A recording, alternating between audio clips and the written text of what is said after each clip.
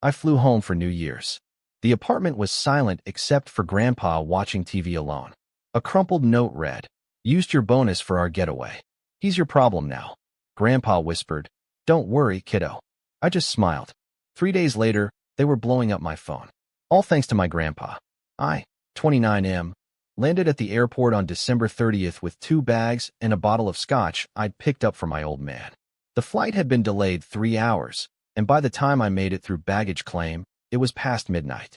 I'd been working in Singapore for the past 18 months, saving every penny I could, and this was supposed to be my big homecoming. New Year's with the family. Mom's cooking. Dad's terrible jokes. Maybe even some quality time with Grandpa, who'd been living with my parents since his stroke 2 years back.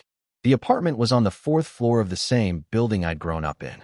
I took the elevator up, fumbling with my keys in the dim hallway light. When I pushed open the door, the first thing that hit me was the silence. Not the comfortable quiet of people sleeping, but something heavier, emptier. The TV was on in the living room, playing some old Western on mute. Grandpa sat in his recliner, the blue glow washing over his weathered face. He looked up when I walked in, and something in his expression made my stomach drop. He asked me how the flight was. I told him it was fine, just long. Then I asked where everyone was. Grandpa gestured toward the kitchen counter with his chin. There was a piece of paper there, folded once. I set down my bags and walked over, picking it up with fingers that suddenly felt numb. The handwriting was Mom's. She'd always had that neat, precise script that teachers loved. The message was only 2 lines long, but each word felt like a punch to the gut. They'd used my year-end bonus for a vacation. Just the 2 of them. Some beach resort, 3 hours north. They'd be back in a week. Grandpa was my responsibility now. The note ended with a little heart, like that made it better. I read it 3 times, trying to make sense of it. The bonus they were talking about wasn't some small amount. I'd been sending money home every month, but this year I'd gotten a significant performance bonus. $40,000. I told them about it because I'd wanted to do something special for the family. Maybe renovate the apartment. Get Grandpa a proper medical bed. Take everyone on a real vacation together. I asked Grandpa when they'd left. He told me 3 days ago, right after the money hit Dad's account, apparently. I'd set up the transfer to go directly to him since I trusted him to handle family finances. The apartment looked different now that I was really paying attention. Dimmer. The walls needed paint. There were water stains on the ceiling that hadn't been there before. Grandpa's corner of the living room was sparse. His medication bottles lined up on a TV tray. A single blanket. His walker folded against the wall. I asked him if they'd left him enough food. He said there was some stuff in the fridge. When I checked, I found half a loaf of bread, some eggs, and a container of leftover rice that looked at least 4 days old. The freezer had 2 frozen dinners. Something cold settled in my chest. Not anger yet, just a kind of clarity. Grandpa told me not to worry. He said it in that way old people do when they're trying to protect you from something, even though they're the ones who need protecting. He told me he was fine, that I should just enjoy being home. I looked at this man who'd taught me to ride a bike, who'd slipped me money for comics when I was a kid, who'd worked 60-hour weeks at the factory to put my dad through college. He sat in that recliner in the dark, watching silent westerns because he didn't want to disturb anyone who wasn't even there. I smiled at him and told him we were going to have a good week. The best New Year's either of us had in a while. He smiled back, but I could see he didn't quite believe me. That first night, I cleaned. I threw out the old food, made a grocery list, and checked Grandpa's medications. Half his prescriptions were overdue for refills. I made a note to hit the pharmacy first thing in the morning. Around 3 a.m., I finally sat down with my laptop and started going through my accounts. The bonus had transferred out exactly as scheduled, $40,000 into Dad's checking account. From there, it had moved again the same day, $35,000 to some resort booking. The rest scattered across a few charges that looked like shopping sprees and restaurant bills. I took screenshots of everything. The next morning, I made Grandpa a proper breakfast. Eggs, toast, fresh fruit I'd run out to buy from the 24-hour market down the street. He kept saying I didn't have to fuss, but I noticed he ate every bite. After breakfast, I helped him with his exercises. The physical therapist had left a sheet of instructions that looked like it hadn't been touched in months. Grandpa's left side was still weak from the stroke, and he needed daily movement to maintain what function he had left. He asked me about Singapore. I told him about the job, the city, the strange humidity that never quite let up. He listened with real interest, asking questions, laughing at my stories about cultural mishaps and demanding bosses. It struck me that no one had probably just talked to him in weeks. Around noon, my phone started buzzing. Dad. I let it go to voicemail. He called twice more in the next hour. Mom called after that. I ignored those too. The voicemails were cheery at first. Dad saying they'd heard I was in town, asking why I hadn't called, telling me they'd be back soon and we'd all celebrate together. Mom's message was similar, with an added note about how I should make sure Grandpa took his evening pills. I deleted them all. That afternoon, I took Grandpa out. We went to his favorite lunch spot, a small restaurant that served the kind of home-style food he'd grown up with. The owner recognized him immediately and seemed shocked to see him out and about. She asked where he'd been, said she'd missed him. Grandpa just smiled and said he'd been resting at home. After lunch, we went to the park. It was cold, but the sun was out, and Grandpa wanted to sit by the pond and watch the ducks. We stayed there for over an hour, barely talking, just existing in the same space. He told me this was the first time he'd been outside in 2 months, except for doctor's appointments. 2 months. That evening, I made dinner. Nothing fancy, just pasta and a salad, but we ate at the table instead of in front of the TV. Grandpa told me stories about his youth, about meeting Grandma, about the war. Stories I'd heard before, but never tired of. He seemed more alive than he had in years, his eyes brighter, his voice stronger. My phone kept buzzing. Dad. Mom. Dad again. I put it on silent. By New Year's Eve, I'd established a routine. Breakfast together. Exercises. Lunch out somewhere different each day. An afternoon activity, even if it was just a walk around the block. Dinner at home. Evening TV or cards, or just talking. Grandpa's color was better. He was moving easier. He smiled more. The calls from my parents had stopped being cheery. Now they were worried. Then irritated. Then angry. Where was I? Why wasn't I answering? Was everything okay with Grandpa? They'd tried calling the landline, but I'd unplugged it. I still didn't respond. On New Year's Day, I took Grandpa to a nice restaurant downtown. Nothing too fancy, but nice enough that we both wore jackets. We toasted with sparkling cider at midnight, surrounded by strangers who were celebrating with their own families. Grandpa thanked me for the best week he'd had in years. I told him we weren't done yet. That night, I started making calls of my own. I reached out to 3 of my aunts and 2 uncles, my dad's siblings, people I hadn't spoken to in a while. I told them I was home visiting and wanted to organize a family gathering. Nothing big, just a casual get-together. They all agreed immediately, excited to see me after so long away. I scheduled it for 3 days later, the day my parents were supposed to return. The next morning, I finally answered my phone when Dad called. He sounded relieved at first, then immediately launched into asking why I'd been ignoring them. I told him calmly that I'd been busy taking care of Grandpa. There was a pause. He asked what I meant. I told him Grandpa had needed a lot of attention. Medical appointments, exercise therapy, proper meals. The kind of stuff that takes time when you're doing it right. Dad said that was great, that they'd known I'd take good care of him.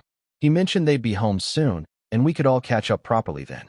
I told him I'd organized a family gathering for that day. Everyone was coming. All his brothers and sisters. Their kids. A real reunion. He sounded pleased, said that was thoughtful of me, that Mom would love it. I told him I was looking forward to it too. Then I hung up. The next 2 days, I documented everything. I took photos of Grandpa's prescription bottles with the overdue dates. I photographed the empty fridge from when I'd arrived. I saved all the transaction records from the bonus. I made a timeline of Grandpa's medical needs versus what had actually been provided. I did it all methodically, without anger, just collecting facts. I also spent those days with Grandpa, making sure he was comfortable, healthy, happy. We played cards, watched old movies, talked about everything and nothing. He asked me once if I was upset with my parents. I told him I wasn't upset. I was just making sure everyone understood the situation clearly. He studied my face for a long moment, then nodded slowly. He told me he'd raised a good grandson. I told him he'd raised a good son too, but sometimes people forget what's important. My parents arrived home the afternoon before the gathering. I heard them come in, heard Mom call out my name with false cheerfulness. They had tans, new clothes, shopping bags from expensive stores. I walked out of my room and greeted them normally. Asked about their trip. They gushed about the resort, the beach, the food, the spa treatments. Mom showed me photos on her phone. Dad mentioned they'd needed this break, that they'd been so stressed. I nodded along, asked if they'd enjoyed spending my bonus. The question landed like a stone in still water. Mom blinked. Dad's smile tightened. He said they'd known I'd understand, that I was always so generous, that they'd pay me back eventually. I told them that wasn't necessary. The money was spent. What's done was done. But I was glad they'd had a good time. The relief on their faces was almost funny. Then I mentioned that everyone was coming over tomorrow afternoon. The whole family. Dad asked what for exactly. I told him just a gathering. A chance to catch up. To talk about family stuff. He looked uncertain, but agreed it would be nice to see everyone. That night, I made sure Grandpa was settled early. I told him he might want to rest up for tomorrow. He gave me a knowing look and patted my hand. He said he'd be ready for whatever came next. The next day, I cooked. Lots of food. The kind of spread that said this was important, that people should stay and pay attention. By 2 p.m., the apartment was full. All 3 of my aunts, 2 uncles, their spouses, several cousins. Grandpa sat in his recliner, surrounded by family for the first time in months, beaming. My parents played host, smiling, hugging people, talking about their vacation when anyone asked. They looked relaxed, happy, well-rested. After everyone had eaten and the living room was packed with family in various chairs and floor spaces, I cleared my throat and said I wanted to talk about something important. The room quieted. People turned to look at me. I started by thanking everyone for coming. Then I told them I'd been back for just over a week, and I wanted to share some observations about Grandpa's care situation. My parents went still. I laid it out simply. The overdue medications, the lack of physical therapy, the social isolation, the minimal food in the house when I'd arrived. I didn't dramatize. I just stated facts, showing the photos, explaining what I'd found versus what should have been happening. Then I pulled up the bank records on my laptop and connected it to the TV. I showed the bonus transfer, the immediate withdrawal, the resort booking.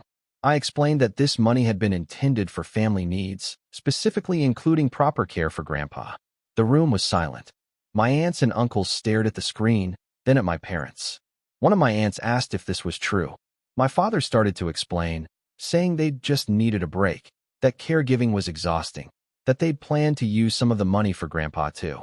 I asked him which part. He stumbled, said they were going to take him to better doctors. I pulled up Grandpa's missed appointments, asked why he'd missed 3 cardiology appointments in 2 months if better medical care was the priority. My mother tried to defend them.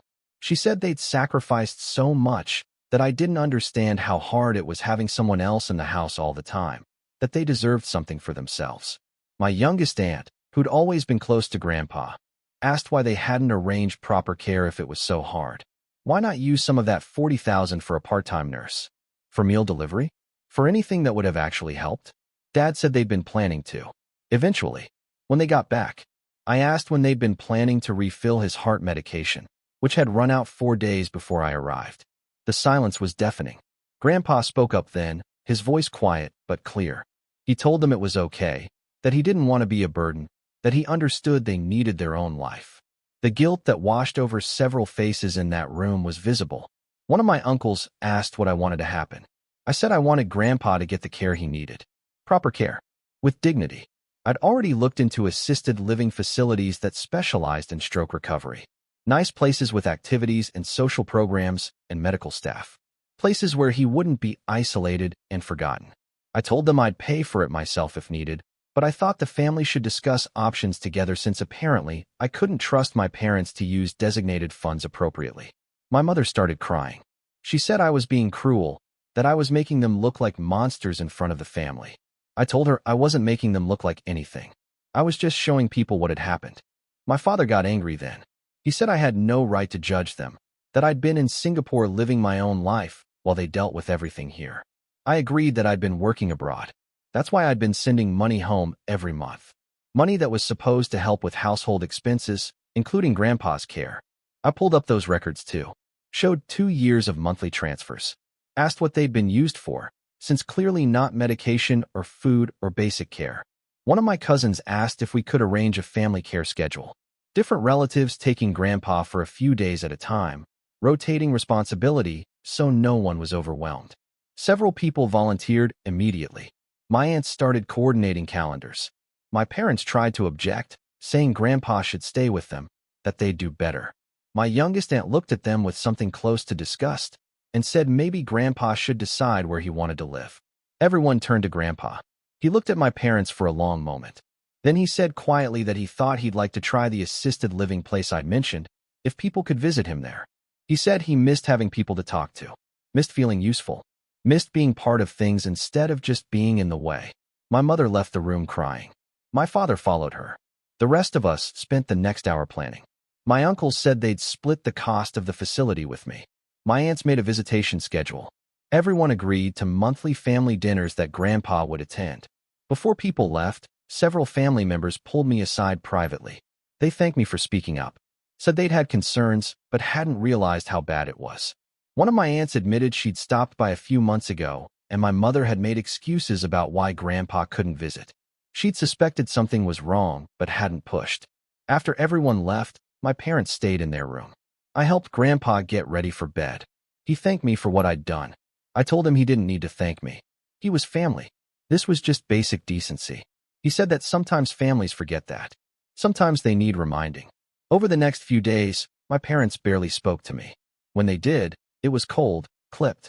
They accused me of humiliating them, of turning the family against them, of being self-righteous after abandoning them for Singapore. I pointed out that I'd been financially supporting them from Singapore, that I'd trusted them with significant money specifically for family needs. That trust had been misused. My father said I didn't understand marriage, didn't understand how important it was to maintain a relationship, to take time for yourself as a couple. I told him I understood that perfectly well. What I didn't understand was doing it at the expense of a vulnerable family member who depended on them. A week later, I helped Grandpa move into his new place. It was a nice facility, clean and bright, with a common room that actually had people in it talking and playing games. His room had a view of a garden. The staff was attentive without being condescending. Grandpa looked around and smiled. He said it reminded him of his first apartment with Grandma. Small but cozy. His own space, but not lonely. I visited him every day before I flew back to Singapore. He was already making friends, joining the morning walking group, participating in card games in the afternoon. He looked 10 years younger. On my last day, we sat in the garden. He told me he was proud of me for standing up for what was right, even when it was hard. I told him I was just following his example. He'd taught me that family means taking care of each other, not taking advantage. He asked me if I'd reconciled with my parents. I told him honestly that I didn't know if I would. Maybe eventually, but not until they understood what they'd done wrong. Not until they genuinely apologized to him, not just to me. He nodded and said that was fair. Then he told me something I hadn't known.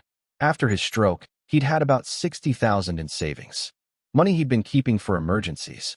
My parents had convinced him to put it in their names for safekeeping, promising it would go toward his care if needed. That money had disappeared within 6 months. Home renovations they'd wanted. A new car. Vacations I'd never heard about. He said he'd been too embarrassed to tell anyone. Too afraid of causing family drama. Too worried about being a burden. I asked him why he was telling me now. He said because I'd shown him that sometimes drama is necessary. Sometimes you have to break the peace to get justice. Sometimes protecting someone's feelings isn't as important as protecting their well-being. I flew back to Singapore 3 days later. My parents didn't come to see me off. My aunts and uncles did. So did several cousins. And Grandpa, who'd arranged for facility transportation so he could say goodbye properly. He hugged me at the airport and told me to live my life. To build my career. To not worry about him. He was taken care of now. He had family who actually acted like family. I promised to call him every week. To visit whenever I could. To never let anyone make him feel invisible again. 6 months later, my parents still haven't apologized to Grandpa. They've tried to reconcile with me a few times, mostly through guilt-laden messages about family loyalty and forgiveness. I've told them the same thing each time. When they genuinely apologize to Grandpa and demonstrate actual change, we can talk. Meanwhile, Grandpa sends me photos from his facility. Him at group exercise. Him playing cards with his new friends. Him at the family dinners my aunts organize monthly. In every photo, he's smiling. That's worth more than any forced family peace. If you like this story, please like this video and subscribe us for more such real-life-based stories. Thanks in advance.